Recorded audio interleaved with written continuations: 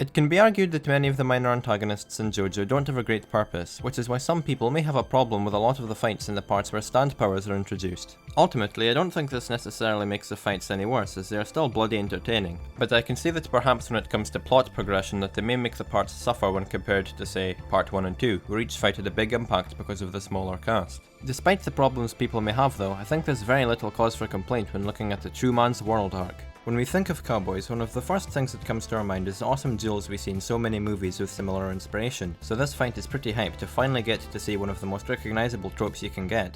Of course, it has that JoJo twist we're used to, and the Mandem stand is a very interesting one.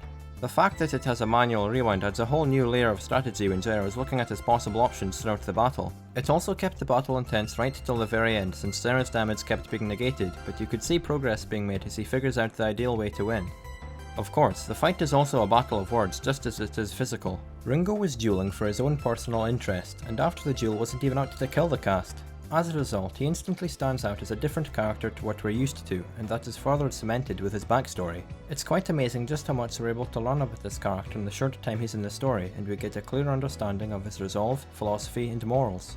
He comes out with what his stand does and lays all the rules of the fight on the table, and I have to respect how upfront he is. He isn't really a villain at all, just a man firmly committed to the path he's on.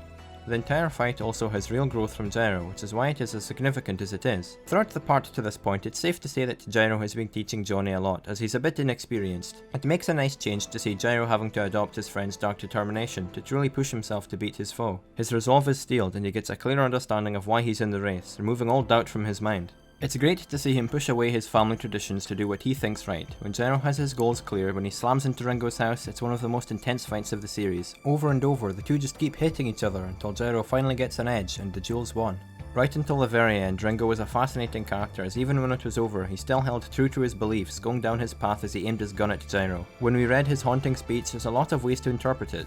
I've seen it as having the dark determination that Johnny possesses at times, the will to do whatever it takes to achieve your goals. Hearing those final words, "Welcome to the true man's world," really sticks with you, as the reader realises the hardships that the crew will face and what will be needed to survive the path ahead. I like that this is a rare Gyro exclusive arc, and the introduction of Hot Pants is interesting, but Ringo is the real star of the show. He is absolutely one of the best minor antagonists to come out of the series, and this arc is one of the best, if not the best, out of the first half of the part. Thanks for watching, folks. This arc was requested by quite a few people, and it was quite hard to do, but I think I did it justice. If you've got any other suggestions for a JoJo video, or a video in general, please let me know, and I'll see you next time. Bye.